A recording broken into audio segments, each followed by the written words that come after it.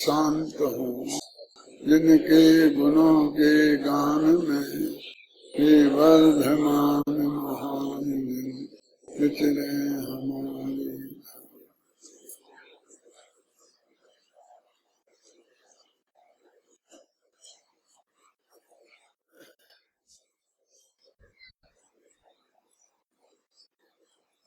प्रवचन सार परमागम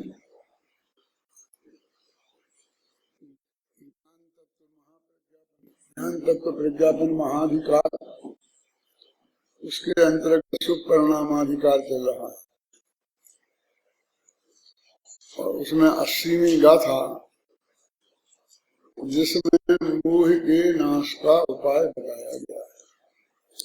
क्योंकि पिछली गाथा में कहा था कि भले ही सब प्रकार के पापारंभों का त्याग कर दें और सभी प्रकार के शुभोपयोग से संपन्न हो जाए, पर यदि वो मोह को नहीं छोड़ेगा तो वो शुद्धात्मा को प्राप्त नहीं कर पाएगा, है ना।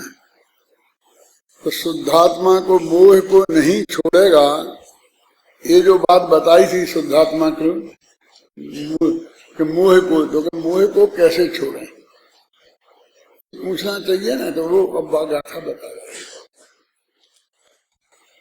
कल अपना सेमिनार हुआ था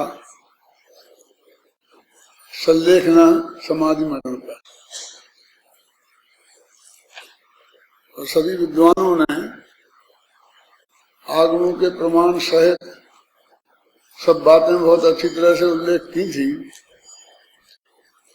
एक बात उसमें जो मेन आई थी कि सम्यक काय कसाय लेखना सल्लेखना, सल्लेखना की ये व्युत्पत्ति समंत आचार्य पूज्यपाद स्वामी ने की है। और जो वैयाकरण थे, व्याकरण के भी बहुत बड़े विद्वान थे, जैन दर्शन सिद्धांत के तो बहुत बड़े विद्वान थे ही, लेकिन वो वैयाकरण जैनेन्द्र व्याकरण उन्होंने लिखा था जो सिद्धांत कौमुदी की टक्कर का है। भले प्रकार काय और कसाय का लेखन करना माने कृष करना, उसका नाम सल्लेखना है।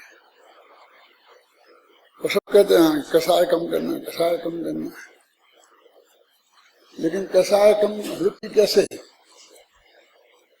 इसकी कोई चर्चा नहीं करता। ये बात अपने लोगों से अनजानी नहीं है।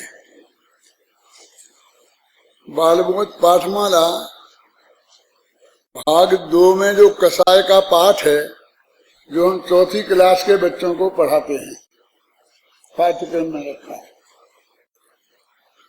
उसमें लिखी है ये बात कि कसाय कैसे उत्पन्न होती है और उसे हम कैसे कम करें। तो उसका जवाब दिया कि जब तत्व ज्ञान का अभ्यास हमें नहीं होता है और हम एक द्रव्य को दूसरे द्रव्य का कर्ता हर्ता मानते हैं, ऐसा जानते हैं कि इसने हमारा बुरा किया, इसने हमारा भला किया, दूसरों को अपने भले बुरे का कर्ता मानते हैं, तो कसाय उत्पन्न होती है। उत्पन्न होने का एकमात्र कारण ये है। और नष्ट कैसे हो, तो उसी में लिखा है कि जब तत्व ज्ञान के अभ्यास से हमें एक पक्का नक्की हो जाएगा कि कोई पर द्रव्य हमारा भला बुरा नहीं करता, क्योंकि दोनों के बीच में अत्यंताभाव की वज्र की दीवार है। जब किसी ने हमारा बुरा किया ही नहीं तो किस पर क्रोध करें। जब कोई छोटा बड़ा है ही नहीं तो किसके आश्रय से मान करें। जब हम किसी दूसरे से कुछ उपलब्ध कर ही नहीं सकते तो किससे छल मायाचार करें। ये मेरे कहने का अर्थ कसाय को खत्म करने का उपाय वहां बताया है। और हमारे सभी विद्वान आज भी बोलेंगे और कल भी बोले तो वे अच्छी तरह से जानते हैं कि मिथ्यात्व के नष्ट हुए बिना कोई भी कसाय को किसी भी कीमत पर रंच मात्र भी कम नहीं, रंच मात्र भी नष्ट नहीं किया जा सकता। कम शब्द बोलने से फिर भ्रम खड़ा होता है। यद्यपि वो कम शब्द गलत नहीं है, कम का अर्थ मंद नहीं होता। कसाय का अभाव है तो कसाय का अभाव मिथ्यात्व के साथ अनंतानुबंधी कसाय जाती है और उसके बाद फिर प्रत्याख्यान और संजुलन जाएंगी। उनकी भी सब विधि शास्त्रों में बताई है और मोटी मोटी से सब लोग करते थे। अब जो लोग फटाफट हम लेखना ले लेते हैं, लेने वाले ले लेते हैं, देने वाले दे देते हैं और लंगोटी खोलकर महाराज भी बना देते हैं, तो सबको ये पता तो होगा कि कोई संयमी ही सल्लेखना ले सकता है। तो वो मिथ्यात्व अनंतानुबंधी के अभाव के बिना तो प्रत्याख्यान और प्रत्याख्यान कसाय खत्म हो नहीं सकती। तो उनके ऐसे कर देने से क्या होता है? जब तक मिथ्यात्व अनंतानुबंधी का नाश नहीं होगा तो उसके बारे में हम क्यों नहीं सोचते, उसकी चर्चा क्यों नहीं करते? अभी तो लोगों को उसका पता ही नहीं है। तो समझ तो बता आटा नहीं खाना, दाल नहीं खाना, ये नहीं खाना, ये नहीं खाना, 3 दिन की नहीं खाना, 5 दिन की नहीं खाना, चावल नहीं खाना, इसी में उलझे। ठीक है, शरीर भी कृष हो जाएगा, धीरे धीरे भूख अपने आप ही खत्म हो जाएगी। शास्त्रों में बहुत स्पष्ट शब्दों में लिखा है कि जब तक तुम्हें जो अन्न शुद्ध सात्विक है और तुम लेते रहे हो वो तुम्हें पचता है, तब तक तुम उसका त्याग नहीं कर सकते। करते हो तो फिर वो सल्लेखना नहीं है। क्या है वो शब्द मैं बोलना नहीं चाहता क्योंकि उसका दुरुपयोग ये गवर्नमेंट भी कर सकती है। ना ऐसा क्लियर लिखा। असाधर जी का श्लोक है 1000 वर्ष पुराना। ये शरीर के लिए जो भोजन अभी तक पोषण देता था, जब वो शोषण करने लग जाए तब उसका त्याग कर देना। आपको ये नक्की करना पड़ेगा कि जो आप छोड़ रहे हो वो आपको क्या नुकसान कर रहा था। पच नहीं रहा था, क्या हो रहा था? क्या दिक्कत थी? तबीयत हो जाती थी, पेट साफ नहीं होता था, जुकाम सर्दी हो जाता था, कब बनता था? नहीं छोड़ सकते ऐसा। अब ऐसा पंडित हमने आज तक नहीं देखा कि तुम छोड़ते क्यों नहीं हो, छोड़ो छोड़ो। कहने वाले तो बहुत हैं, लेकिन ये कहता तुम छोड़ नहीं सकते। क्यों? पीसा गया, छोड़ नहीं सकते।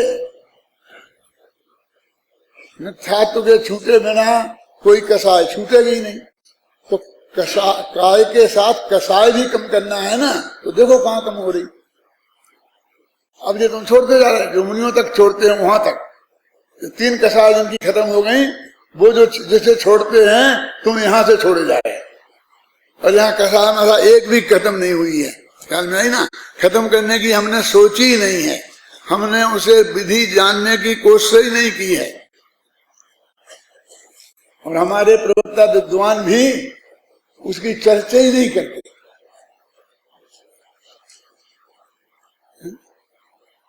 मैं पीछे वालों की आलोचना नहीं कर रहा हूं, आगे वालों को मार्गदर्शन कर रहा हूं।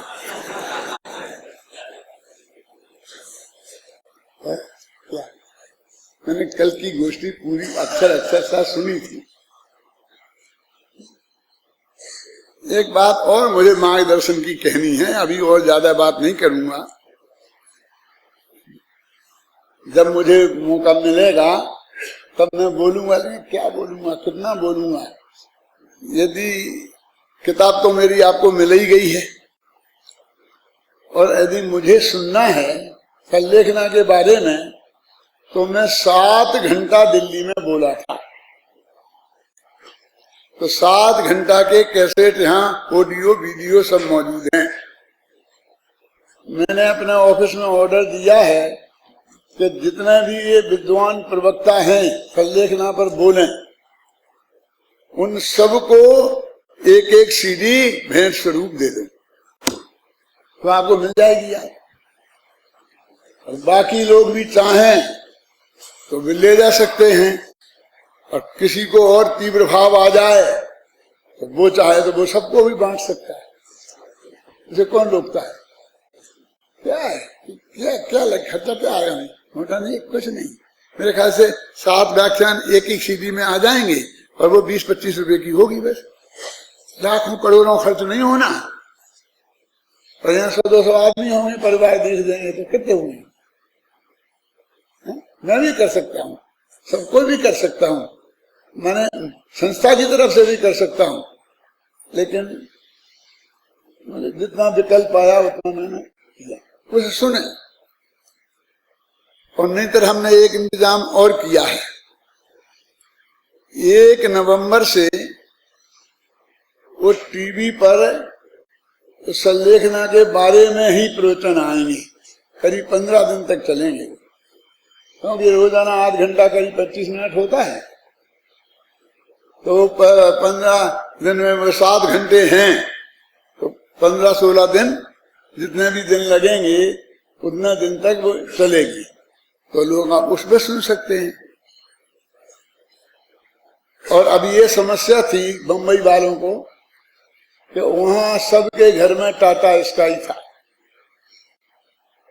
और वो टाटा स्काई पे आता नहीं था। इसलिए वो कहते हम क्या करें, हम क्या करें। अब टाटा स्काई पे भी आना शुरू हो गया है। कौन से नंबर पे आता है हमारे ऑफिस से पता करके जाना। और मोटानी जी की जिम्मेवारी है कि सारे मुंबई वालों को बताएं, तो ये बात पूरी बात मैं कह सकूंगा। अभी तो जो बात मैंने जो बतानी थी थोड़ी वो बताई। अब एक बात मुझे और बतानी है। वो क्या है कि हमको एक मौका मिला है कि गवर्नमेंट से आग्रह करके, आंदोलन करके, मुकदमा लड़के तो हम गारंटी से जीतेंगे ही। ये मुझे पक्का भरोसा है कि ऐसा नहीं हो सकता कि हमारी संलेखना का अधिकार से हम पूरी तरह वंचित हो जाएं। अभी कलयुग इतना पुराना, अभी पंचम काल का अंत समय नहीं आया है, इसमें कोई शंका की बात नहीं है। और उसमें हम मन वचन काया से पूरी तरह साथ हैं। मैंने सब मुमुक्षुओं को उसमें साथ देना है क्या।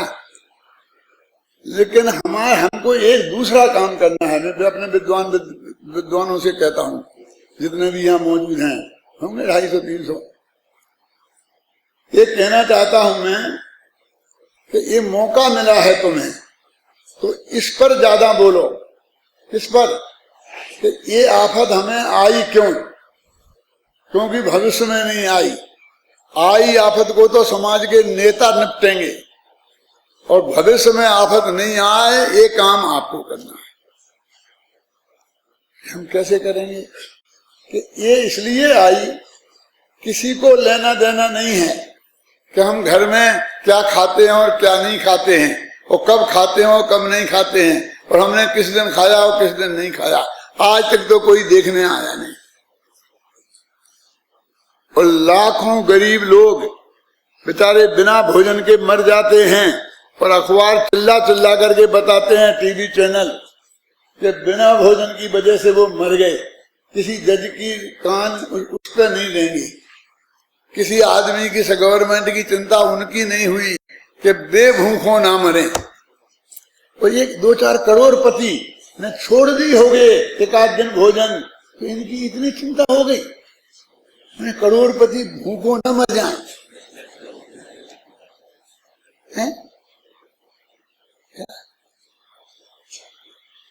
आश्चर्य क्या। लेकिन मैं ये कहता हूं कि कौन आज तक हमारे पास नहीं आया कि हमने किस दिन खाया और किस दिन नहीं खाया। आपके घर आया कोई? अरे भाई, कोई किसी को पूछता नहीं कि उसने क्या खाया, कब नहीं खाया। हम चारों को छोड़ दें ना, कोई नहीं पूछता। लेकिन हमने बड़ा प्रदर्शन किया, जुलूस निकाले, बड़े बड़े पत्रकारों को बुलाया, फोटो छपाए, टीवी पर इंटरव्यू दिए। वो कहे मैंने 4 दिन से नहीं खाया, मैंने 10 दिन से नहीं खाया, मैंने इतने दिनों से अनाज नहीं खाया, मैंने गेहूं नहीं खाया, इतने दिनों से दूध नहीं खाया, दही नहीं खाया। और ब्लड प्रेशर बिल्कुल ठीक है, क्योंकि वो लग रहा 24 घंटे, सारी मशीनें लग रही हैं, उस पर आ रहा है कितना ब्लड प्रेशर है, कितनी पल्स है, कितना डायबिटीज है, सब। वो पढ़ने वाले कहते कि सब ठीक है, भोजन नहीं किया। 2 बात में प्रमाण मिल गई ना पक्की, कि सब ठीक है और भोजन नहीं किया। तो स्वस्थ आदमी जिसके सब ठीक हो, उसे भोजन त्यागने का अधिकार है ही नहीं संलेखना में। तो क्या वो भोजन त्याग किया? अपने धर्म के हिसाब से वो संलेखना सही है क्या? अब प्रचार कर रहे हो, खूब विज्ञापन दे रहे हो, एक एक पेज के पूरे फुल विज्ञापन, तो उससे ये आफत आई है। संलेखना बिल्कुल व्यक्तिगत चीज है। पड़ोसी को भी कानों कान फर्क पता नहीं पड़े, ऐसी चीज है। क्योंकि सारे पड़ोसी इकट्ठे हो जाएंगे तो बेचारा वो शांति से मर भी नहीं पाएगा। सब इतना उपदेश पिलाएंगे, क्या शांति से उसे रहने नहीं दें? आवाज लगाएंगे, नारे लगाएंगे, जिंदाबाद, जोर जोर से गाएंगे, तो तेरे को कौन दुख है, मृत्यु महोत्सव भारी। महोत्सव है साहब, और महोत्सव में खाना पीना नहीं हो, गाजे बाजे नहीं हो, जुलूस नहीं हो, हैं? तो काहे का उत्सव? मैंने अपनी छोटी सी किताब में सब लिखा है। मैं ये विद्वानों से कह रहा हूं कि उस हिस्से को गहराई से पढ़ो, तुम्हारे पास तर्क और युक्तियां बहुत तुम्हें मिल जाएंगी।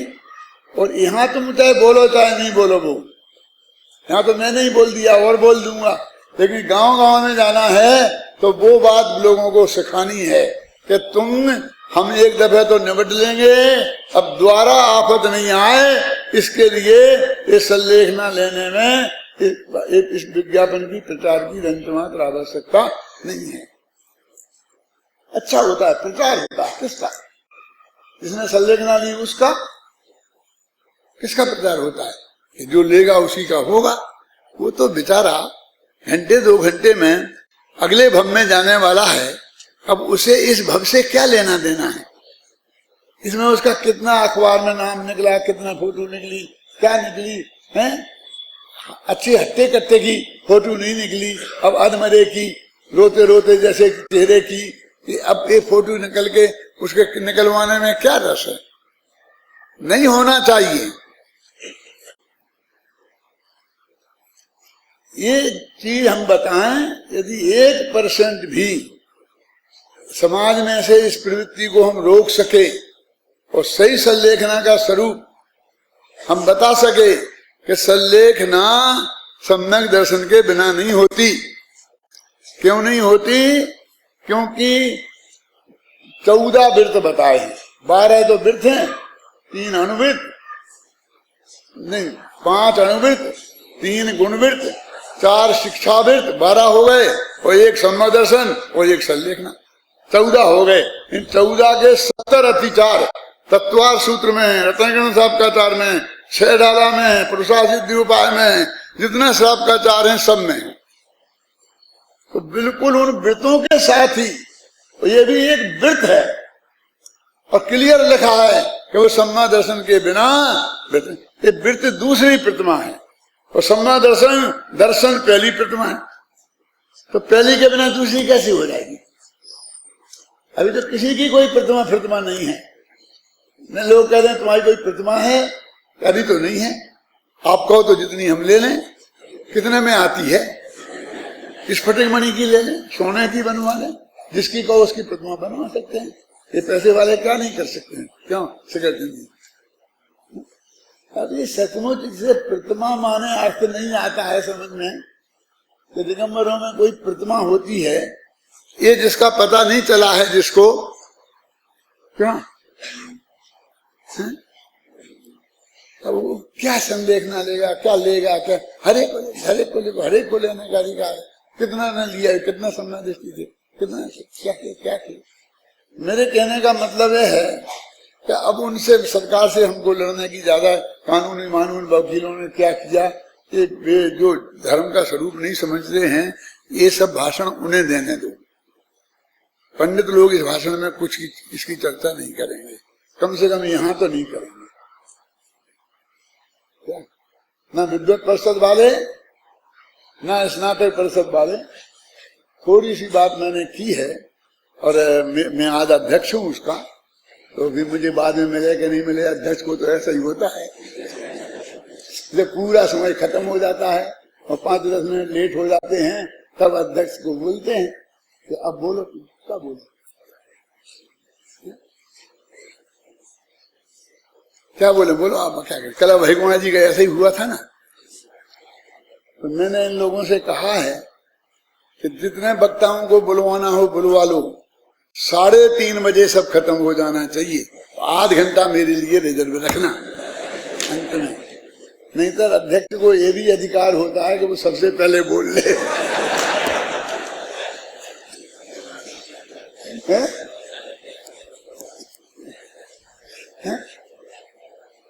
बहुत मार्मिक चीजें हैं सचमुच। कल मैंने सुना, सबका बहुत बढ़िया था, लेकिन मुझे बिल्कुल ऐसा नहीं लगा कि उनमें से एक भी व्यक्ति ने मेरी किताब को आद्योपांत पढ़ा था।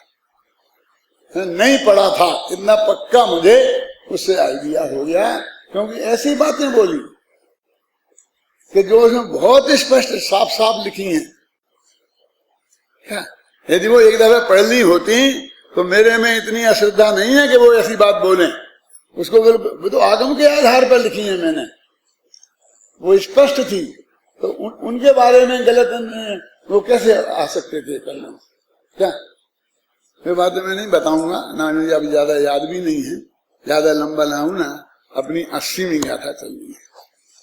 बोलो ये 80वीं गाथा।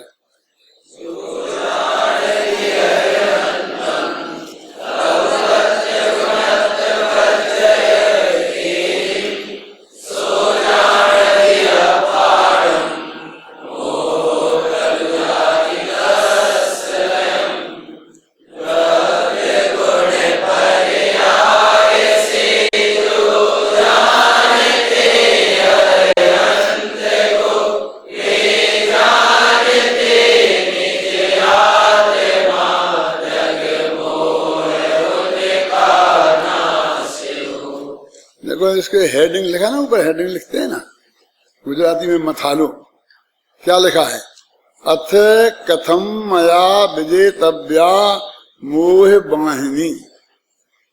अब मुझे मोह की सेना को कैसे जीतना, इसके उपाय की आलोचना करते हैं। आलोचना करते हैं माने बुराई करते हैं नहीं होता है, लोग मानते हैं ना वो तो आलोचना बहुत करता है। आलोचना करते हैं माने गंभीरता से विचार करते हैं उस पर।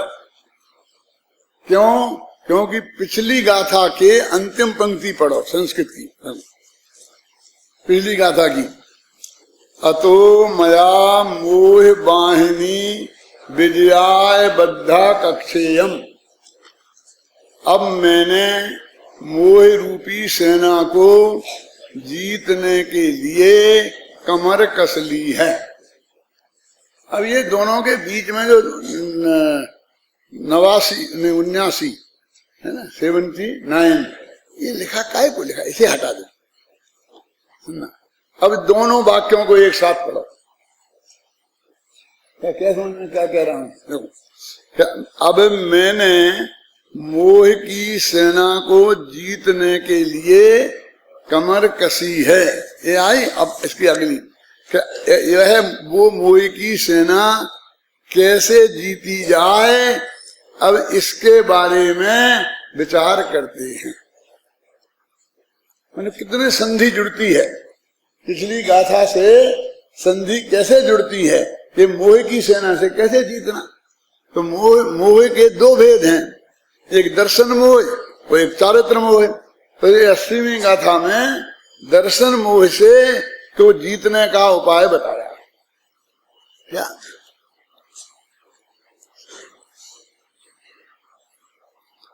किसी भी व्यक्ति को बिना संलेखना के मरण नहीं करना चाहिए। घबराना नहीं, मैं उस सब्जेक्ट पे द्वारा नहीं जा रहा हूं, नहीं करना चाहिए ना। और वो संलेखना सम्यक दृष्टि के होती है, देखिए ना, जिसकी मोह की सेना जिसने नहीं जीती है उसके होती नहीं है, तो करना चाहिए ना। तो वो तो मरने के अंत समय में की जाती है। तो तेरा दिमाग बहुत चलता है। मरणांत की संलेखना जोशिता, मरण के अंत में होने वाली संलेखना को प्रीति पूर्वक सेवन करना चाहिए, लिखा ना। तो आएगा जब मरण, जब देखेंगे अभी से हमें काहे को परेशान करते हो, अंतिम समय में करना है ना वो प्रदीप जी।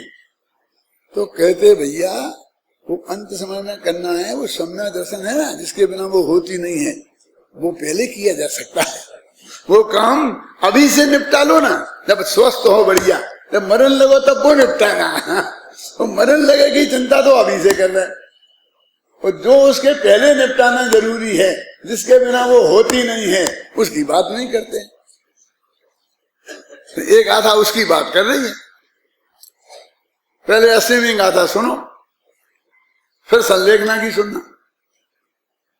मोह की सेना को जीतने के लिए क्या उपाय करना, अब इसकी आलोचना करते हैं, माने इस पर गंभीरता से विचार करते हैं।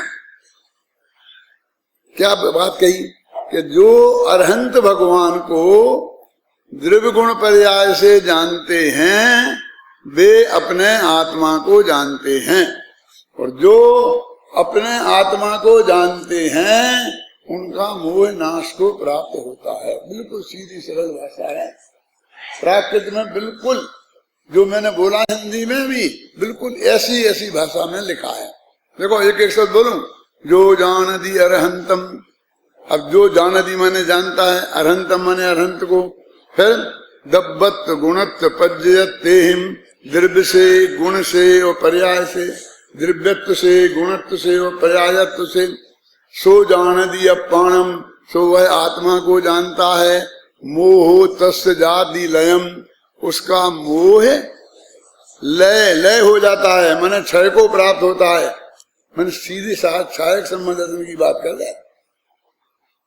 गुरुदेव कैसा अर्थ करते थे इसके कि देखो क्षयम लिखा, उपसमम नहीं लिखा, क्षयोपसमम नहीं लिखा।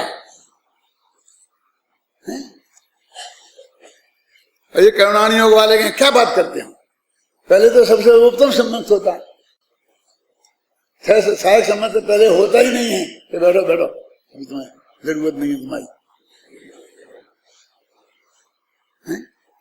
गुरुदेव क्या जवाब देते हैं कि खबर छे, बड़ी खबर छे, लेकिन उनका जो उग्र पुरुषार्थ ऐसा स्फुरायमान हो रहा है कि वे उपसम क्षयोपसम की बात ही नहीं करना चाहते हैं। वो तो सीधे क्षय की बात करना चाहते, जो होता होगा हो जाएगा, लेकिन हम तो क्षय की बात करेंगे। क्यों, क्या समझ में आया? हम कोई 2 नंबर की बात नहीं करेंगे, हम कोई 2 नंबर का काम करने की बात नहीं करेंगे।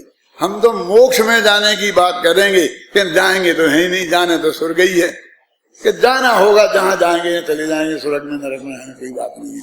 लेकिन हम बात तो मोक्ष की ही करेंगे, मोक्ष के मार्ग का ही उपदेश देंगे। उपदेश ही मोक्ष के मार्ग का होता है। कि हम छोटे से पंडित, हम काहे का मोक्ष का मार्ग का देंगे? वो तो बड़े बड़े आचार्य, बड़े बड़े उनकी बात है तीर्थंकरों की। भैया तुम उन्हीं की बात सुना रहे हो, तुम अपनी नहीं कह रहे हो। प्रवचन करने के पहले प्रतिज्ञा करनी पड़ती है। अस्य मूल ग्रंथ करतारा सर्वज्ञ देवा, तदुत्तर ग्रंथ करतारा गणधर देवा, प्रति गणधर देसा तेसान वचनानुसार साध्य। इतनी लंबी चौड़ी प्रतिज्ञा वाक्य सुनाना पड़ता है कि तुम हर साल प्रतिज्ञा लगाते हो इन लोगों से खड़ी करके कि हम सब जिंदगी भर तत्व का विचार करेंगे। हर साल लगाते हैं, बहुत लेट होता है। ये तो आचार्य ने तो रोजाना की क्या आज्ञा दी है। क्यों रोजाना का दिया है ना? क्यों बोल दिया कि नहीं? रोजाना का दिया है। अरे क्या रोजाना का नहीं, दिन में जितनी बार प्रवचन करो उतनी बार। रोजाना में एक बार नहीं कि सुबह प्रवचन में मैंने बोल दिया था, अब शाम के प्रवचन की क्या जरूरत है ना? है ना? हर समय तुम एक प्रतिज्ञा करके गद्दी पे बैठते हो, नहीं भी बोलते हो तो भी उसका अंडरस्टैंडिंग है। इसलिए ये मत सोचो कि हम छोटे पंडित मोक्ष की बात कैसे करें।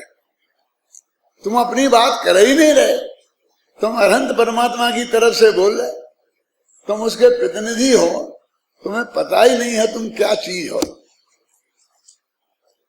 जिसको अपना की महिमा नहीं आएगी उसे जगत की क्या महिमा आएगी।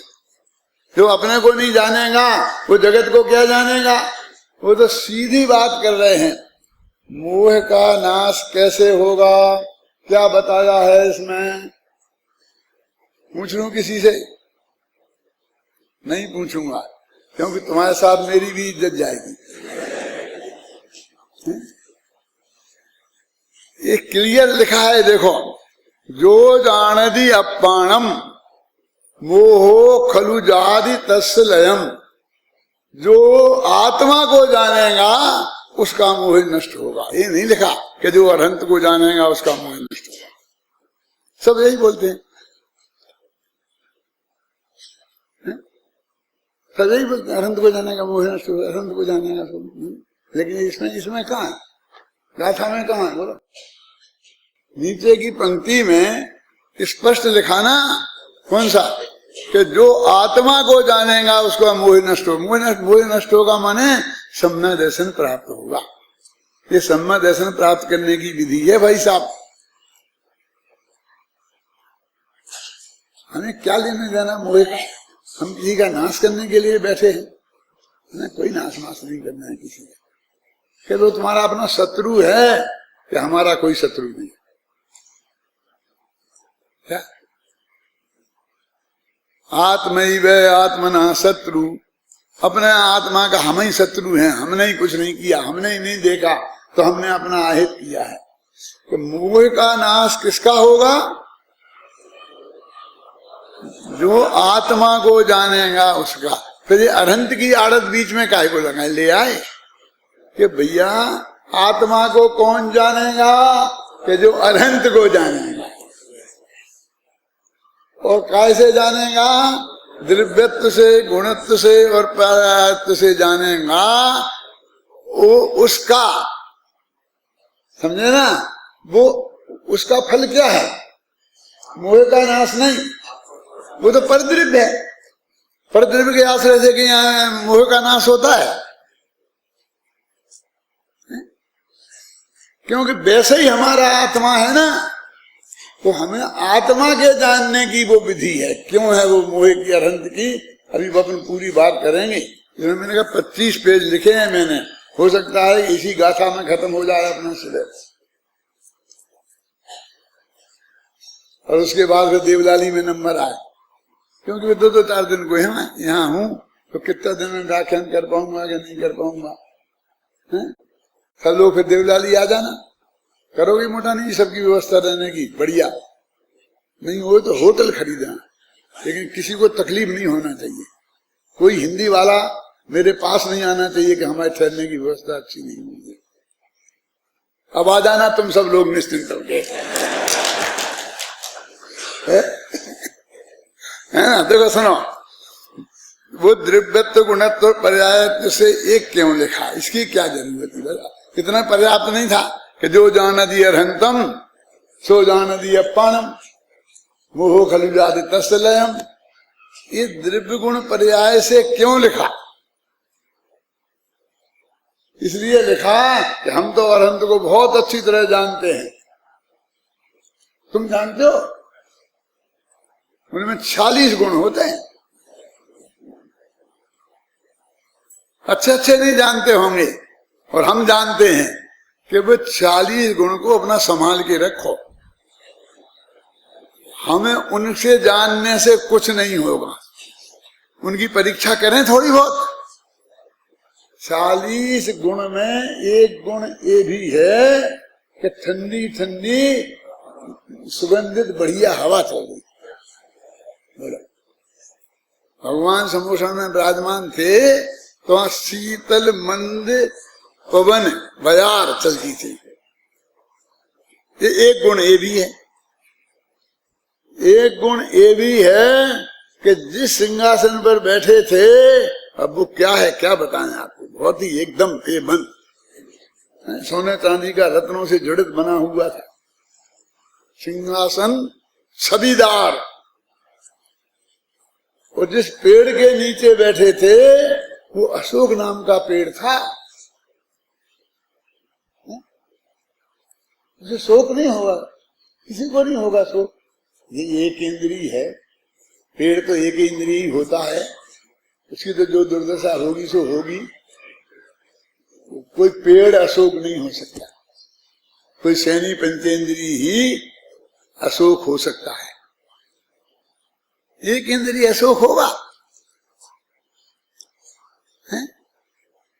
3 छत्र सिर पर डले, 3 छत्र माथे पर, एक पे ऊपर एक, एक के ऊपर एक, 3 ये है वो तुम्हारे 40 गुणों में। अरे हैं 40 में कि नहीं कि मैं गप मार रहा हूं? ये हैं, पढ़ लेना एक दफे देख करके। अब की आप वो बिरसा में प्रशिक्षण शिविर चलेगा ना, तो जितने भी हमारे प्रशिक्षण के अध्यापक आएंगे उनको हम सब पढ़ाएंगे, जो एक एक याद कराएंगे, सब परीक्षा में आएंगे, देख लेना। अब की बार मैं पेपर बनाऊंगा।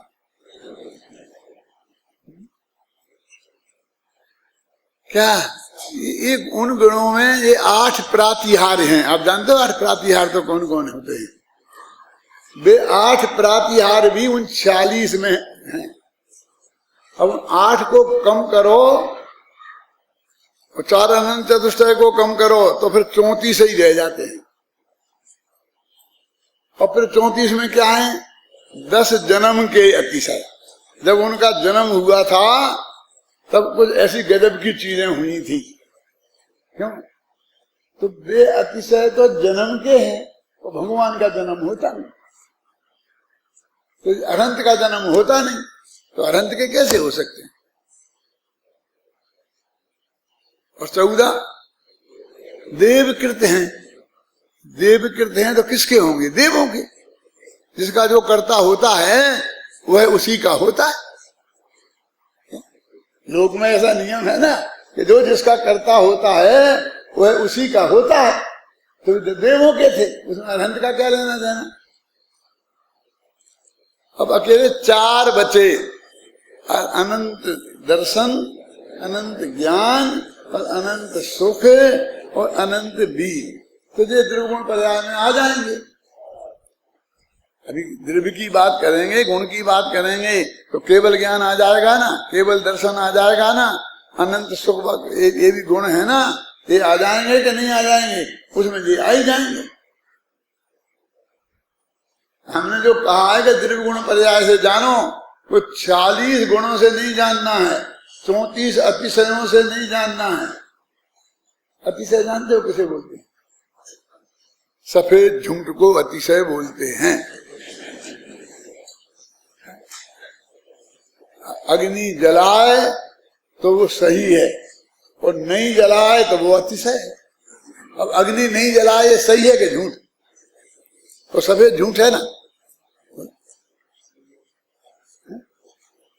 कि जो गजब गजब जिसे बोलते हो आप, कि जो सहज भाव से होता नहीं है उसको बोलते हो गजब। अकबर के जमाने में एक सेमिनार हुआ बहुत बड़ा सब धर्मों का, कि सब धर्म वाले आए और वे सिद्ध करें कि उनका धर्म सच्चा है। सब धर्म के प्रतिनिधि इकट्ठे हो गए और उनने कहा कि जो अपना हाथ करे और उसके हाथ पर हम अग्नि रखेंगे तो जिसका हाथ जलेगा नहीं वो सच्चा, और जिसका हाथ जल जाएगा वो झूठा। ये फैसला नियम बना दिया। ये परीक्षा होनी थी सच्चे झूठे की। एक आदमी खड़ा, दुबला पतला, टोपी लगाए, खड़ा हो गया कि हमको स्वीकार नहीं है। क्या स्वीकार नहीं है? कि तुम्हारी एक कसौटी। क्यों? कि आग जलाएगी नहीं, ऐसा कैसे हो सकता है? ये हो ही नहीं सकता है। वो नहीं जलाएगी तो क्या क्या अनर्थ हो जाएंगे तुम्हें पता है? कल से हमें ठंडी चाय पीनी पड़ेगी, कच्ची रोटी खानी पड़ेगी। अग्नि अपने जलाने का काम नहीं करेगी तो दुनिया में प्रलय आ जाएगा। माने हर वस्तु अपना स्वभाव जो है वो छोड़ दे तो क्या हो गया? प्रलय नहीं आएगा। और कभी ये संभव नहीं है, इसलिए हमें एक कसौटी स्वीकार नहीं है। बाकी के धर्मों ने कहा कि कोई को वो जड़ी बूटी मालूम होगी तो अपने हाथ पैसे मलमला के ले आएगा तो वो सच्चा सिद्ध हो जाएगा। उसकी सच्चाई से कोई लेने देना नहीं है। जिसको जड़ी बूटी का नाम पता नहीं है और जिसके पास वो जड़ी बूटी नहीं है वो जल जाएगा, उसका धर्म झूठा हो जाएगा। कैसी कसौटी है? हम नहीं मानेंगे। वो कौन होगा? मैं आपसे पूछना चाहता हूं। आपको जवाब मिला कि नहीं मिला? मैंने एक बहुत बड़ा उपन्यास पढ़ा था बहुत समय पहले किसी ने, अब मैं नाम भूल गया हूं उसका, और लेखक का नाम भी भूल गया। उसमें ये बात लिखी थी क्या? तो एक आदमी ने ऐसा कहा था, और वो आदमी कौन होगा? वो जैन होगा, असली जैन होगा। हम तो फटाफट लोगों के पास दौड़ेंगे, भैया तू कर सकता है, तू कर सकता है, कोई महाराज कर सकते हैं, जादू कौन कर सकता है ये काम, जल्दी बताओ, नहीं तो हमारा धर्म झूठा सिद्ध हो जाएगा। हम अपने धर्म को उन अकबर से सर्टिफाई कराएंगे सच्चा, जो काला अक्षर भेंट बराबर जैन धर्म के बारे में नहीं रहता। हमसे नहीं पूछेंगे कि तुम्हारा धर्म सच्चा है कि नहीं है, हम सिद्ध करेंगे तो नहीं मिलाए। क्यों? वस्तु के स्वभाव को धर्म कहते हैं, हम तो ये मानते हैं। और अग्नि का स्वभाव जलाना है, किसको? दाह्य को। शास्त्र में लिखा है ना, जैसे ज्ञान का स्वभाव क्या है? जानना। किसको? आगे आगे आवाज आ गई थी सही। जैसे ज्ञान का स्वभाव ज्ञेयों को जानना है, ऐसे ही अग्नि का स्वभाव, क्योंकि ये दाहक है तो दाह्य को जलाना है। जो दाह्य नहीं है उसे नहीं जलाएगी। कौन कौन नहीं है दाही? बताओ। सब जल दाही है, सब जलने वाले हैं। किसी का हाथ अदाही नहीं है। क्या?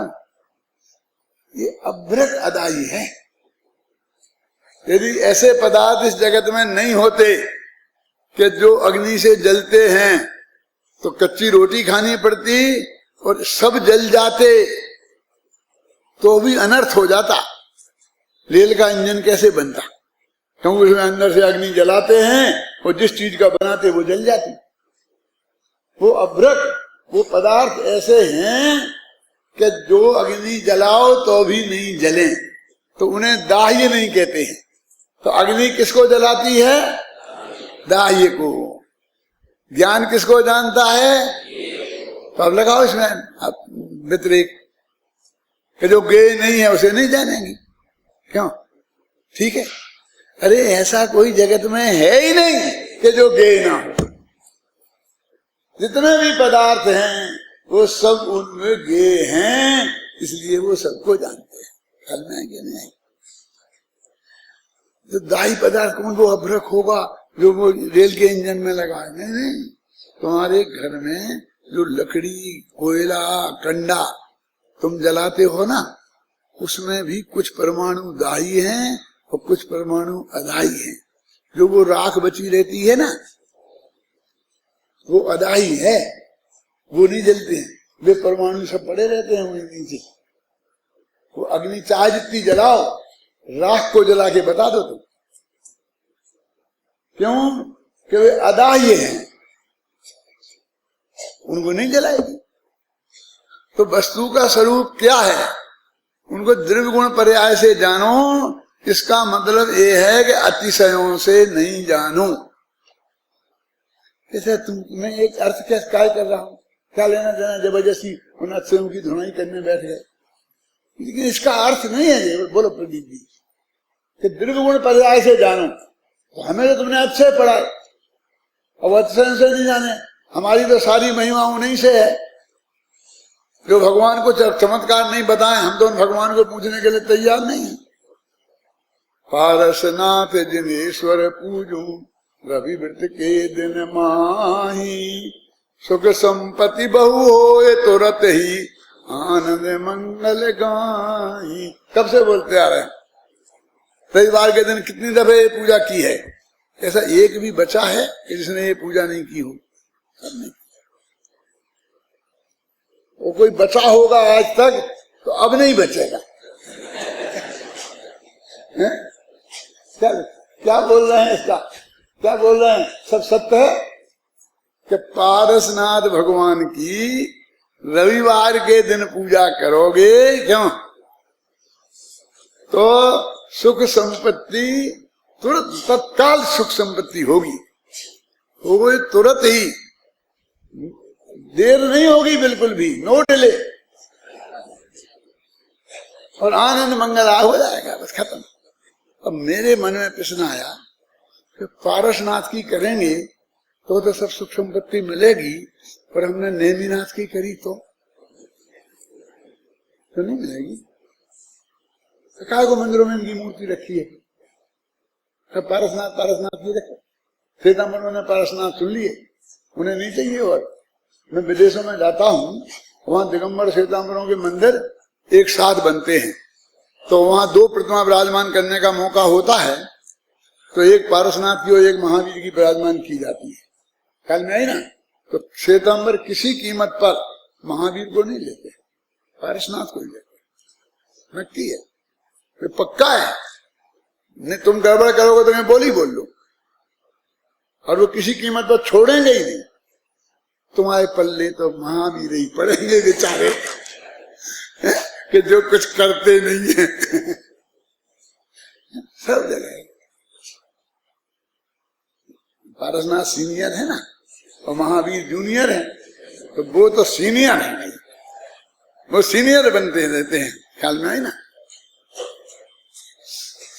तो महावीर की पूजा करोगे तो नहीं मिलेगी सुख संपत्ति।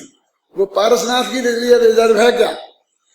क्या 24 तीर्थंकरों में ऐसा कोई भेद है? और सोमवार के दिन करोगे तो मिलेगी कि नहीं मिलेगी? वो भी छुट्टी के दिन, संडे को ही, रविवार को ही मिलेगी। ये कैसा नहीं समझ में कि टाइम से भी बंधा है? तो पारसनाथ की करोगे, अभी पारसनाथ की भी कहाँ है पूरी? पारसनाथ तुम्हारे गांव में जो बैठे हैं उनसे काम नहीं चलता है। मक्सी जी के पारसनाथ भक्तों की रक्षा कीजिए। क्यों तुम्हारे भक्तों की रक्षा हमारे यहाँ के टोडरमल स्मारक के पारसनाथ कर दें तो तुम्हें कोई तकलीफ है ना? कॉर्नर में ऊपर सम्मेशकर का बनाया ना ऊपर पारसनाथ, क्यों? ये यहाँ पर भगवान पारसनाथ की पूजा करता है, अर्घ चढ़ाता है, जरा से चावल, एक आध चटक, एक आध लौंग लौंग ले ली, इतना सा अर्घ होता है। फिर उस पर पूरा एड्रेस लिखता है कि मक्सी जी के पारसनाथ आए अर्घम निर्पामती स्वाहा। उसे डर लगता है कि सामने वाले ना हड़प जाए।